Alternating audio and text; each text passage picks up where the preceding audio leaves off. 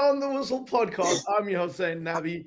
I have not gone bored sitting around our braai, chopping it up after all the games. The only day we missed was Christmas, if I'm correct, Ali, and that would be an appropriate reason to miss. But you are there watching Morocco. They've cruised into the knockout rounds, a comfortable 3-0 win over the Zambia, or Zambia, as they should be called, because they're not the Gambia. But Ali, tell me, raw thoughts, hot takes. What's your digest? I mean, they were classy out there today. Yeah, hot takes in Zambia were so bad it's first and foremost. I think we can take as many things away from Morocco as we want, but that is the biggest. I mean, I was sat next Don't to. make me spit my water on my laptop. Sorry, but I was sat next to a man from Lusaka, and he was so disappointed. It was bad. I mean, look, things did not get off to a good start for Zambia. Their captain and leader and probably best player, Fashion Sakala, was sick today, so he missed the game. They've missed so many key players through injuries, and so it's what it did not bode well. I'll put it that way, Zayn. And look, they were so bad. They were outplayed comprehensively. From a Morocco perspective, I think Zayn, the biggest takeaway in my opinion is Walid Regragui has had a reprieve, because Zayn, I don't know if people outside of Morocco really appreciate this, but Walid Regragui obviously comes in 2022, within a few months takes Morocco to the World Cup semi-final. Now coming into this tournament, they went on a 19-match unbeaten run. Not unbeaten one, winning run. We mentioned they're undefeated in how since the last AFCON, since your boys beat them. Mm-hmm. And yet, Zayn, when they read out the team sheets today in the stadium and they called out his name, he was whistled. He was booed. He's What? not a popular man in Morocco. He's not a popular man at the moment. Yeah, despite all of that, he is Look, not a look, popular just so man. you know, for those of us watching abroad, we don't hear that, right? So, Yeah. and I'm not saying that's been manipulated by CAF. I'm not Ah, no, trying no, to no, not at insinuate all. that, but we don't hear that like on the feed Yeah, that we get. yeah. So he has been unpopular, and it's because a lot of people here. He rose the standards at the World Cup, right? He rose the standards to somewhere it's never been in Morocco. But now people expect Morocco to be very good because they should be very good. They're a very good team. And then now they have the kind of amazing selection of youngsters coming through that are all so talented. And we've seen Brahim Diaz stepping in and kind of really picking up the mantle that Hakim Ziyech left behind. We've seen El Ayouni kind of really raise the standard above what Amala could achieve when he was part of it. So there's all these standards have been raised. But Morocco, yes, they've won 19 games in a row, but they haven't been impressive. It has to be said. They've struggled to break teams down. They haven't been fluent. They haven't been playing great football. Now, this is the classic international football thing, right? Your Gareth Southgates or whatever. Like, they don't play good football, but they do well in tournaments, and that's ultimately what matters. But in Morocco, there's a lot of pressure on him coming into this tournament, and in those first two games, that pressure is only built, right? They beat Comoros 2-0, but they weren't convincing. Up until they got that goal, they Mm-hmm. didn't look very good.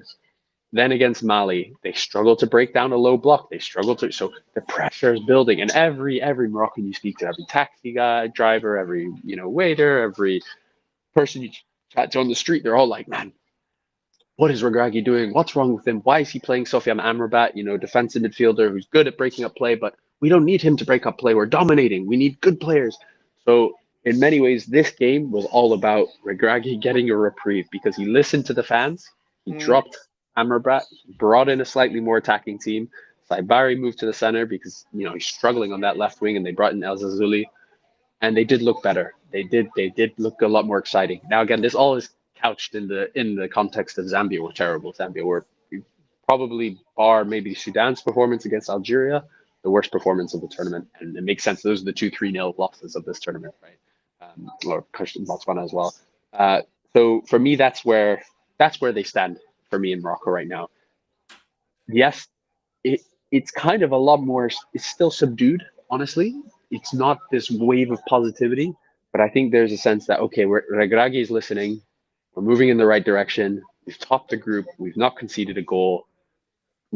Yes, a lot of people here will still be unhappy with him, but I actually think they're Mm. moving in the right direction.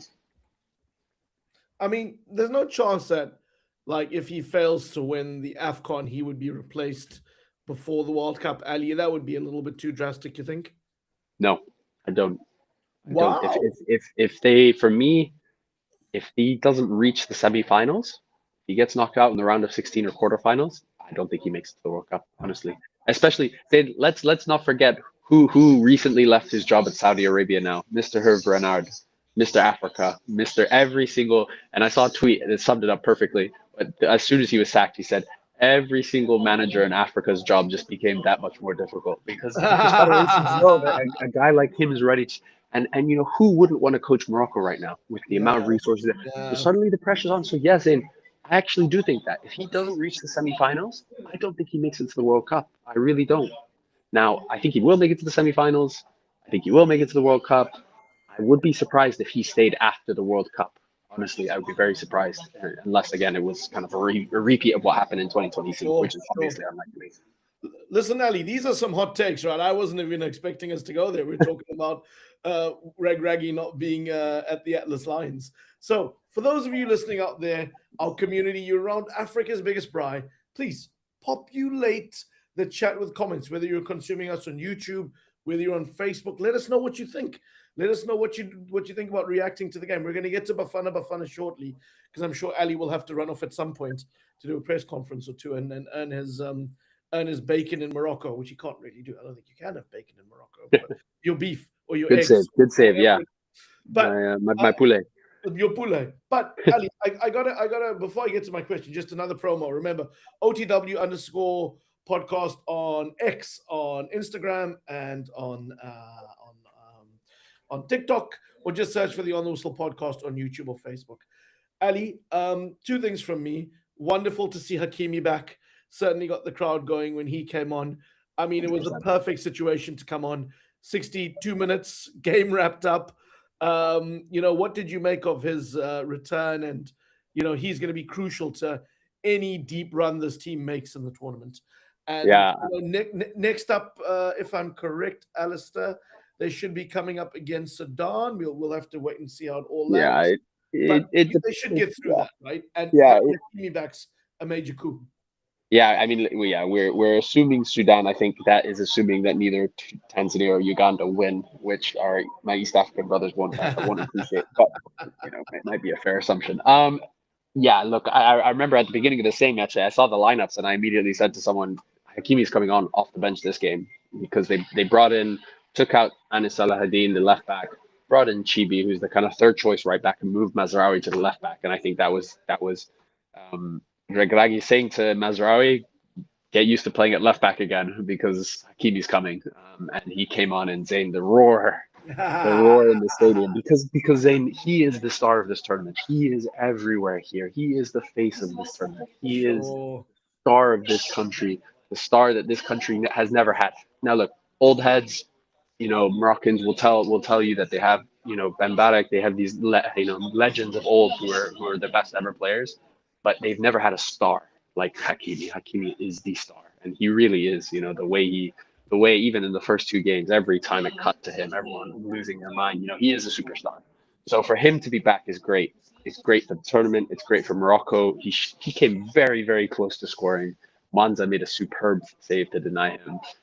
And Zayn, man, you even just in those 25 minutes, perfect kind of gentle introduction for him, but you just saw immediately what he offers that no other fullback in the world offers. Mm. Like he has the instincts of a center forward. The way he just drifts into these pockets in the box and is always free. I mean, he had a header and a chance where he took a touch and then poked it into the corner and it was well saved.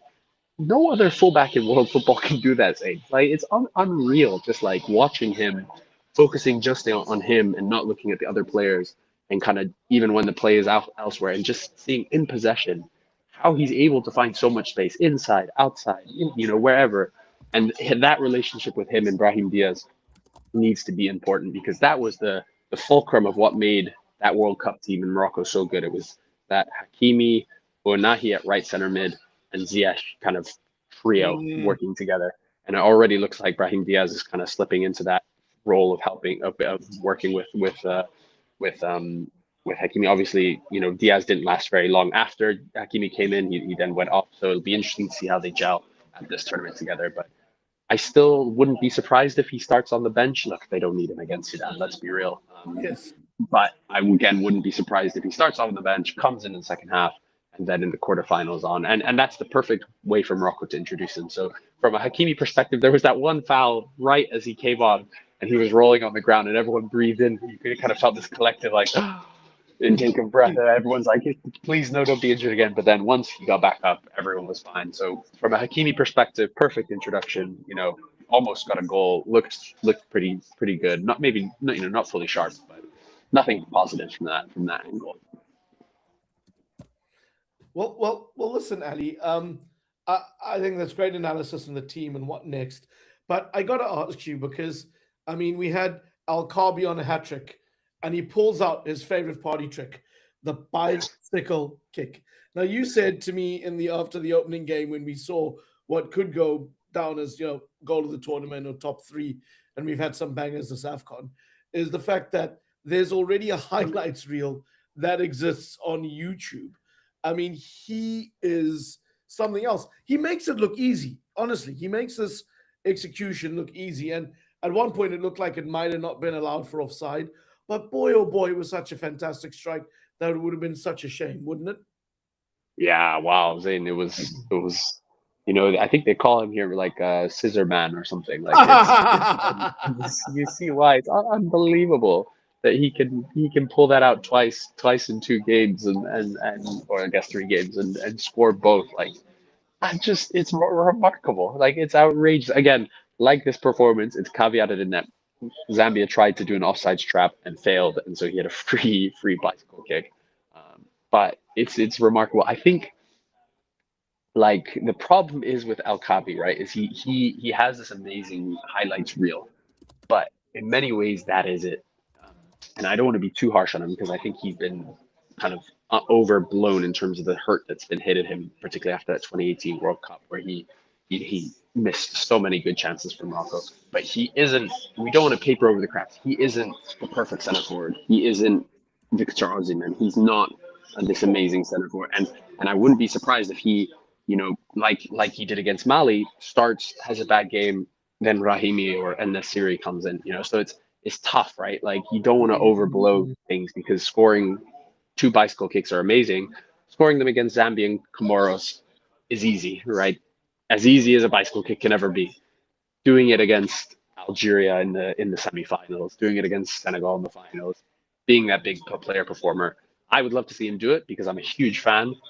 And like I said, I think he needs that real redemption after 2018, and it looks like he's building up towards that. The way he's kind of taking that mantle, but again, we don't want to get ahead of ourselves with El Khabi. I think for me, the players in this team that have shown in this group stage that they are the real deal, that they are serious.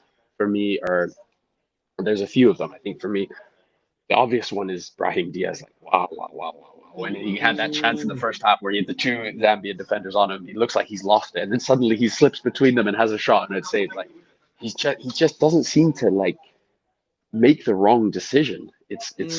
Every time he's making the right, he's beating players, he's dragging players back, he knows when to cross, when to shoot. Like it is really, really impressive. And so for me, he's a big winner. Azzedine Onahi and El Ayouni, those 2 central midfielders, are excellent. Again, can Morocco play with them too as the base against big teams? I hope so. I want to see them try it. I think Onahi in particular, man, that guy is insane. He's so skinny. He's like when you see him in person in the mix zone or on the pitch, whatever. Like his thigh is like this big, like his entire body is like this big. He's so skinny, but he's so strong. He's so elegant. He's such a beautiful player to watch. So for me, there are big winners in this Morocco team. I think Mazraoui is the other one, whether he's been at right back or left back. He's been superb. So I think there are big winners in this Morocco team. Kabi obviously is the flashy one. Is he convincing on the whole? I'm not so sure.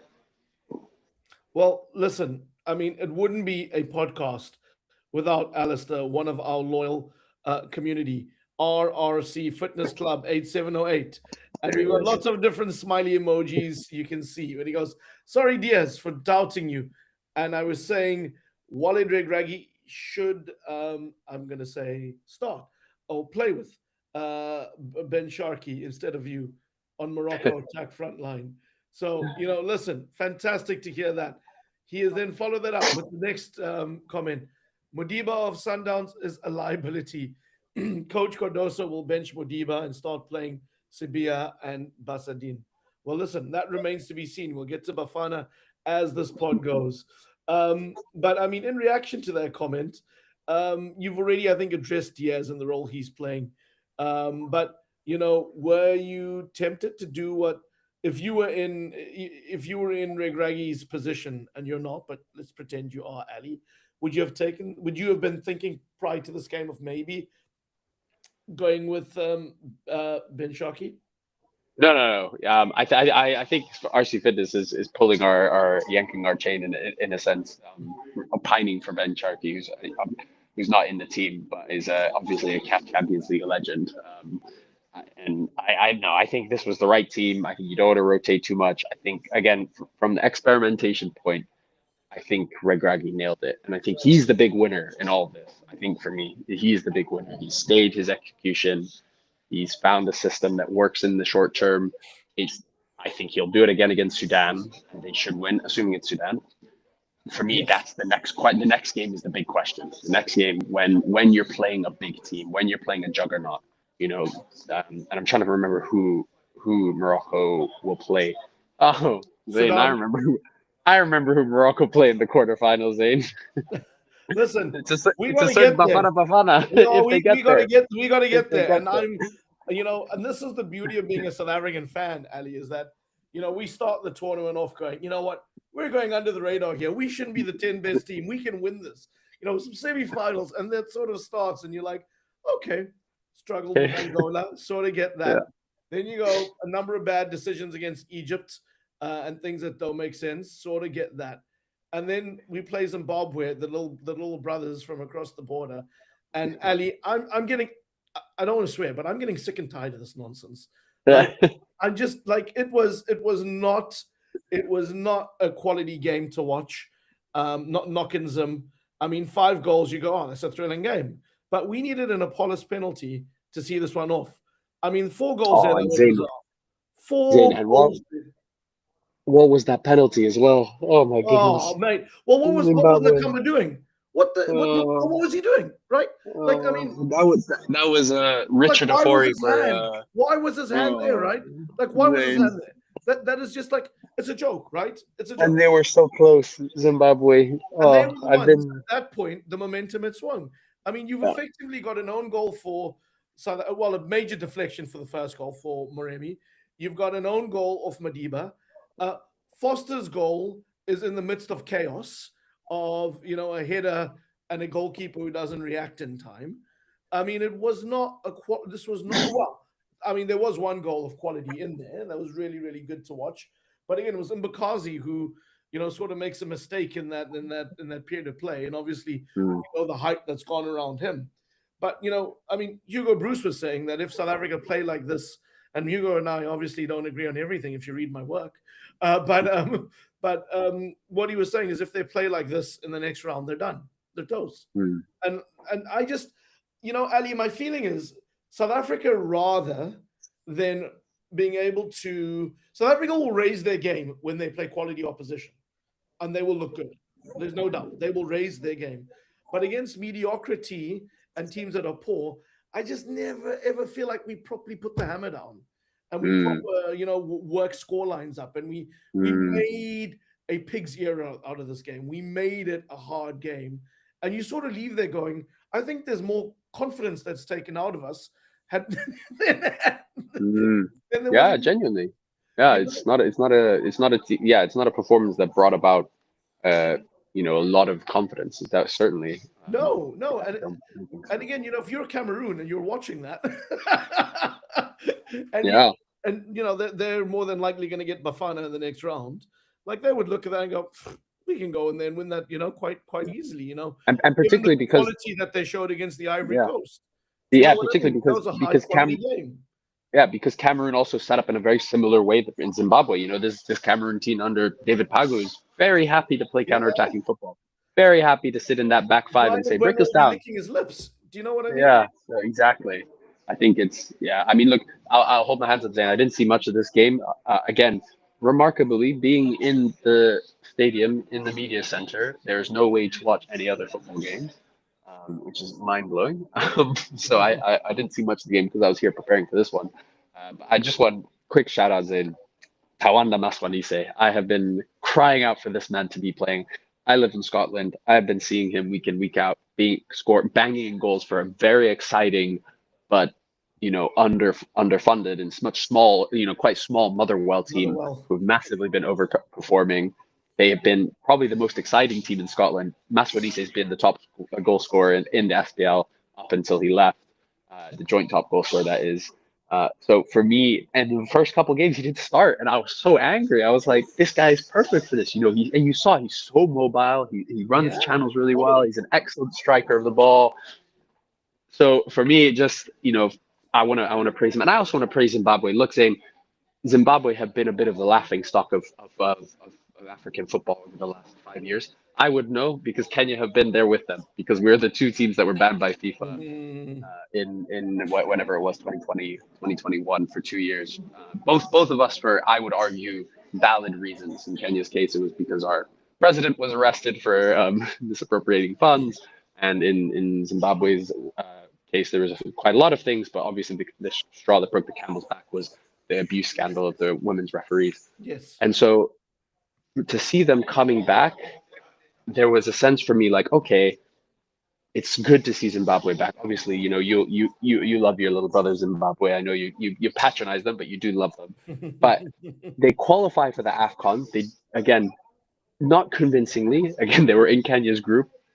If we hadn't have drawn with them, in that away game, we should have won. That's for another time. So they're not convincing. Then they go into that World Cup group with you guys in Nigeria, and they're dreadful, right? They come bottom of the group. Coming bottom of the group to your other little brothers, Lesotho, that is crazy, Zayn. No shot, no offense to Lesotho, but Zimbabwe should not be coming below them. Yeah, and it's like Ali, I say this, and I have a lot of Zimbabwean friends. Doesn't that sound like somebody who goes, I have a lot of white friends, I have a lot of black friends, and they're like, they don't. But I do, and I have the utmost respect for Zimbabweans because they are hardworking people. They're some of the nicest people you could ever meet. And anywhere in the world you go, there generally is a Zimbabwean. And I will confuse them for being South African because the accent is very similar, right? But what I'm getting at is like they always find a way to raise their game. And Brahma Schlatzi was talking about even in the 90s when they had the Ndlovu brothers and your mate Brucey Grobler. That's a joke. He's not your friend. He's a friend of the pod, though. They had a generation where there were beefs going on from back then, and it just seems like every time we play them, these games are too close for what they should. Well, this is what I was going to say, Zayn. Right? Is it's like Zimbabwe have generally been terrible over the last few years. Let's not hide away from that. They have, and they kind of qualified to the AFCON because they were in a terrible group with Kenya. But and Namibia. But at this AFCON, they can hold their heads very, very high because they went in many ways toe to toe with Egypt, particularly in that first half. They created lots of chances. They took the lead, and if Egypt didn't score that late Salah goal, Zimbabwe would have drawn with them. Yes. Zimbabwe played very well against Angola. They took that game to Angola. They really pushed Angola. Obviously, they got the draw. Look, Angolans, they might scrape out of the group stage. They've had a very disappointing tournament, I will say that. But Zimbabwe, they played very well against Angola. They could have easily won that. And then against you guys, in and amongst the World Cup qualifying fiasco for Zimbabwe, they drew with Nigeria and they drew with you guys in that all-important game that you guys were desperate to win. That would have sealed your qualifications to the World Cup. They drew 0-0 with you guys. So I think we have to say, look, Zimbabwe, there are shoots of potential there. You're looking at guys like Maswanise, like Chirewa. There is potential here. Marshall Munetsi, their best player, wasn't even at this tournament, and that was obviously because it stemmed from his injury. But that's devastating for him not to be there because he's such a good player, and it would have, he's the type of player that could have been the difference. There is the piecing together here. Fabish, Jonah Fabish, born in Kenya. Zayn, born in Kenya, by the way. Didn't come up. I thought it was German and something else. It is. He was born in Kenya because his dad was the Kenyan coach. And so he was born in Kenya. Kenyan, I mean, his crosses. I mean, There He were was two superb. occasions where I think Olunga should have done better. Yeah, Divine Lunga, yeah. To get it on Yeah, target. And then I but can't remember the other. There was another player that again the ball was whipped in beautifully. And yeah, yeah, also so I just want to say I hope they stick with Mario Marinitza. I think he's done really well given the short amount of time he's had. Also had a very good chat with him after the press conference after the first game against Egypt. Had a very good chat with him where we were reminiscing about the legend of Malawi, Gabadinho Mhango, and when he Gabadinho, coached him. yes, So he's a great guy. I think he's a good coach. Like he's what Zimbabwe can get. You know, he's no Hugo Broos, but he's a good yes, coach. I hope he stays. I hope Zimbabwe build towards the next AFCON because I think they could qualify again, and I think they can do well.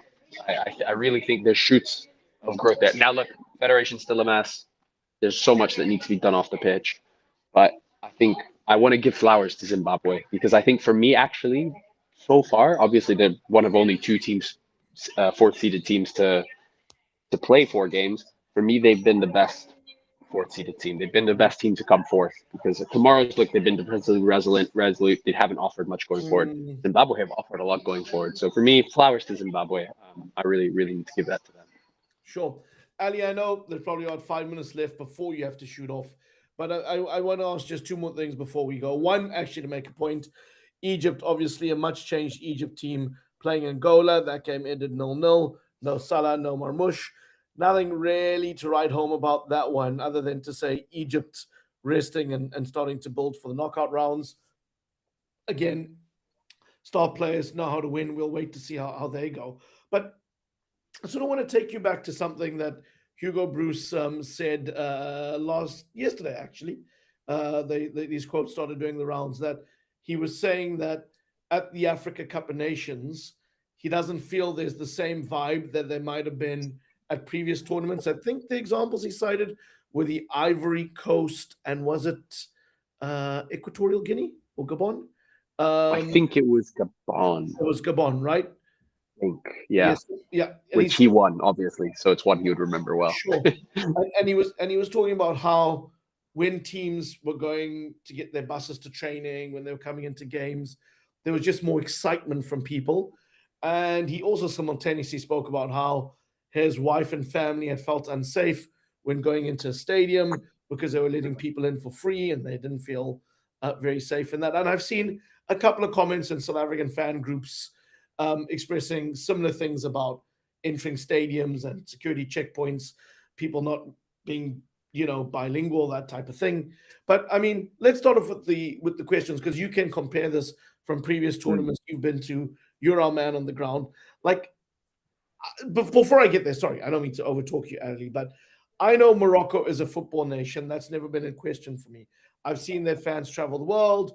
I've seen their fans in European competition, not European competition, in CAF Champions League competition. Wydad and Raja, as we know, some of the most colorful ultras, tifos you can find. So this is a football country. But what is the vibe around the AFCON, Ali? And what is the vibe around the AFCON? And what is what's the word I'm looking for? Some of the security things that Broos might have been talking to. So yeah, no, I know what you're saying.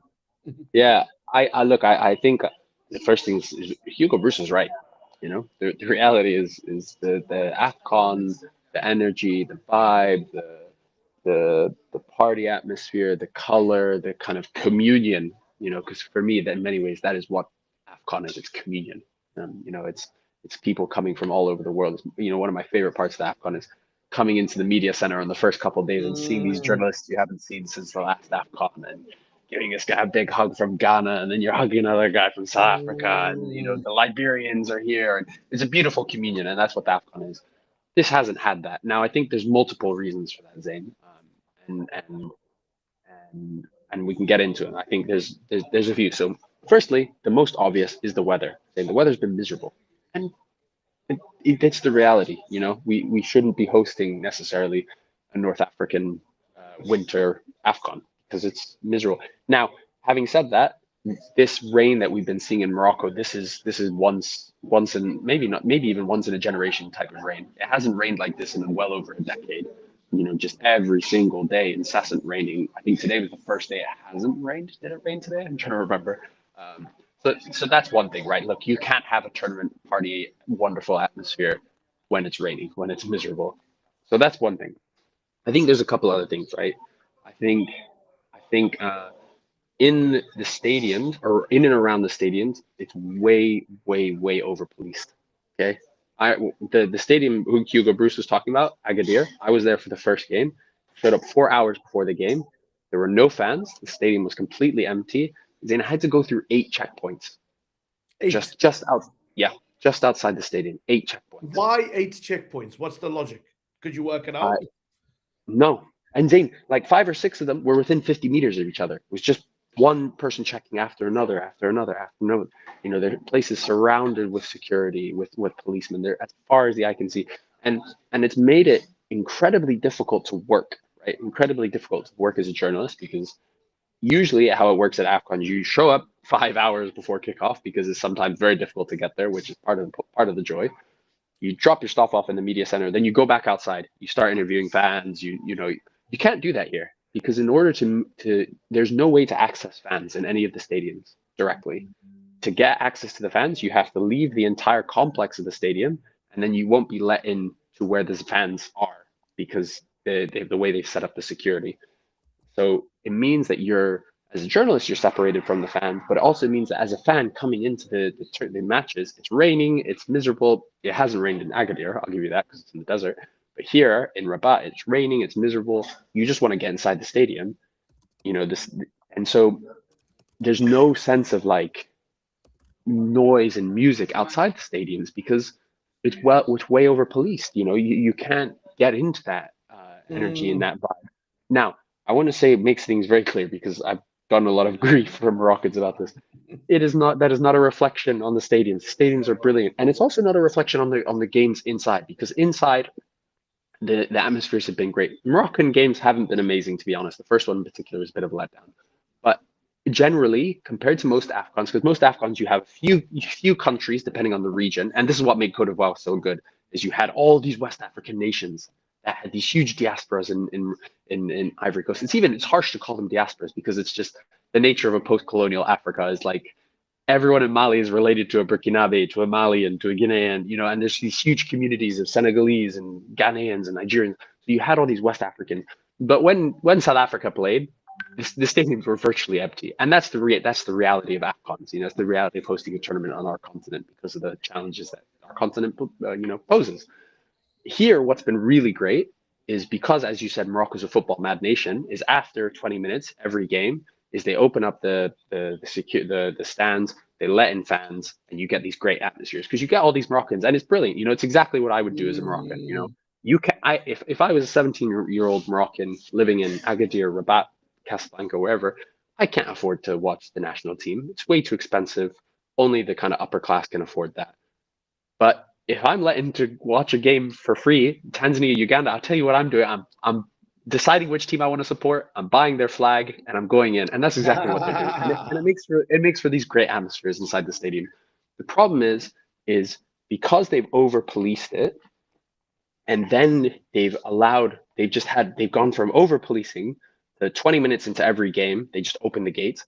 It means that suddenly at these games, particularly Agadir, where Hugo Broos is talking about, you suddenly have thousands and thousands and thousands of Moroccans showing up way before the game, because they're waiting for that 20 minutes to be let in. Suddenly, then there's a press. Then they lose control. Excuse me. Then they lose control. People who have tickets, as he reference to, are struggling to actually get in the queues, because there's all these people who don't have tickets. So it has been badly managed, because what they should have done is they should have offered free tickets online or somewhere where that you can still buy a ticket, even if it's for free, or yes, 5 dirham, like a couple rand, just to have it some kind of organization. I think so that's what Hugo Broos is talking about, the security stuff. But the general vibe, there's a few other things. I think one, if you're your average Moroccan, you love the Atlas Lions, you love them, but that a World Cup is coming around the corner. This isn't your one chance to host a big tournament. You Mm. know that the real prize is around the corner. In Cote d'Ivoire, in Gabon, in Equatorial Guinea, I know it ended up happening a couple of times in Equatorial Guinea and Gabon, but these are once in a lifetime moments, you know? Yeah, Cote yeah, d'Ivoire won't host the AFCON for another 50 years, yeah, at yeah. least. So the energy and the excitement is there in a way that isn't here, right? Because Mm. these people here are used to big tournaments, they're used to big occasions, and they know the big ones coming around the corner. And in many ways, even the stadiums here, like even Malay Abdullah, it's a beautiful stadium. It's been finished for this AFCON. There's still parts of it that aren't finished inside.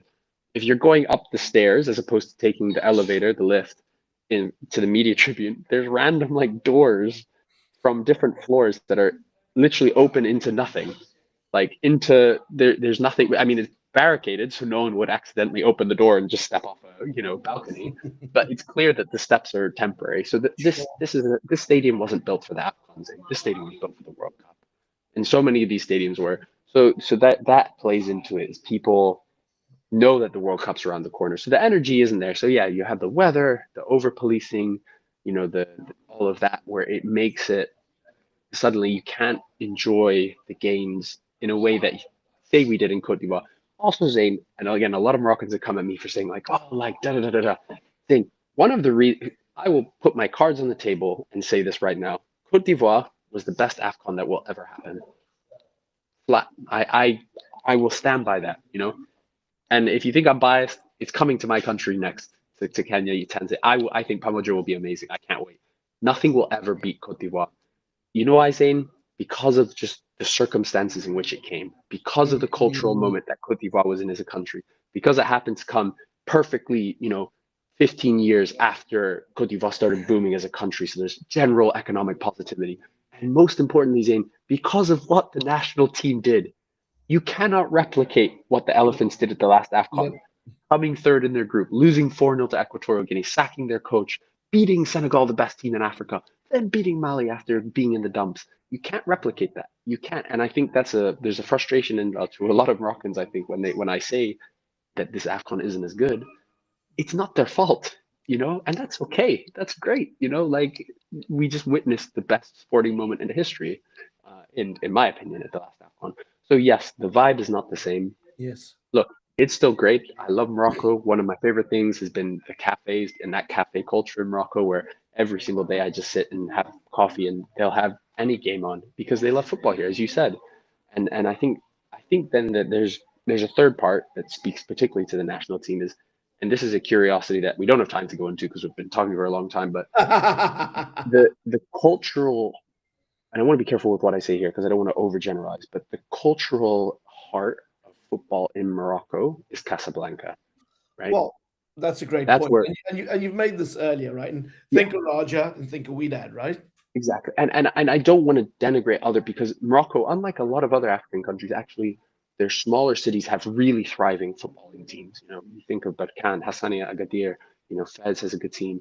Even Ittihad Tangier, even though they got relegated a couple seasons ago, they have this, but the heart is in Casablanca, and this tournament has passed Casablanca by. It's hardly been played there. It's been played mainly in Rabat, in a few other cities. So I think there's also that element. But yeah, lots of reasons why the vibe isn't as good. Look, Zane, it's still great. I'm having a great time. I love it here. I love visiting Morocco. I love being here.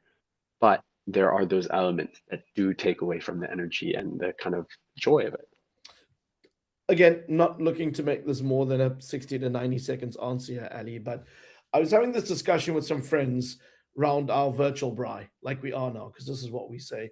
But I wonder if North African football fan culture is more associated with Europe, the tifos, the ultras, the chanting, and it is beautiful to see. It's what we'd see in Spain or Italy. That seems to be more of the cultural exchange with fans that we've seen.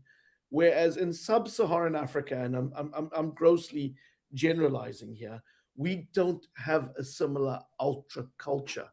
No. You can walk into a stadium and there'll be multiple jerseys. I've watched Soweto derbies where Chiefs fans are sitting right next to Kaiser Chiefs fans, and in between there are a couple of Bloemfontein Celtic Yeah. supporters and United jerseys. And of course, I've seen fights break out. So I'm not saying this is always a good thing, particularly when there's alcohol, whether legally or illegally, brought into stadium. But do you not think that that's also a part of it? In sub-Saharan Africa, there generally is a more, we're so grateful that the tournament is happening, and we want to show outwardly that we're grateful and we're happy and we're excited. We're in this type of, in Morocco, which might be different, not wrong. It's just not as overtly as enthusiastic for visiting teams. Yeah, I think that there's certainly an element of that. Absolutely. Like, sub-Saharan African teams, it's more, football is more of a celebration in many ways. Yes. And so it suits itself for a tournament like the AFCON. I'll also say the other thing is, and this ties into the Casablanca thing, is naturally for North African teams, but also European teams, and I think even sub-Saharan African teams, is the type of fans that attend international matches are different from your club fans, and so what makes North African football so unique and passionate is the ultras, right? And it's that the energy they bring, for better and for worse, like, and the tifos and that galvanizes fan bases, etc. You can't have a national team ultras group. By its definition, it can't exist, because an ultras group, by its definition, is anti-establishment.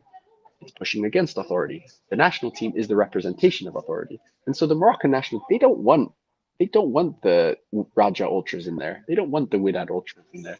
They don't want them there, right? So it's partially also just natural. Like, the type of fans you get in these tournaments are different from the ones you get club football, the ones you get. So but I think you're spot on about the cultural thing. I think that's a huge aspect in the way we celebrate. And like you say, people always, and this is why I sometimes push back, because people, when they talk about the great African derbies, they're like, oh, it's these North African ones because they're passionate, and look, they're amazing. No, we love to see Zamalek and Al Ahly. Yeah, exactly. Right? But and yes, you can't match them for the kind of raw emotion, but does that make them better than the kind of just chaos and noise and brilliance and joy and competitiveness and banter of the Soweto derby, of your Kariako derby, of these other derbies that are different? They're different. You're about to throw in the Durban derby, between Amazulu and Golden Arrows, with all 500 of us there. I don't want to knock your beloved Golden Arrows. Listen, Ali, I've taken a lot of your time. I'm going to let you go and listen to some press conferences. But listen, it's been fantastic chopping it up with you. If we didn't get to your questions, please populate them. We will respond to them. We thank you for joining us round our braai. We are Africa's biggest, or trying to be, most welcoming football community. Ali's our man on the ground. Do follow him at the On the Whistle podcast. And of course, the other outlets that he does when he's out there. And Ali will probably be back here tomorrow chopping it up. Lots to talk about then. Always. Cheers, brother. Ciao for now.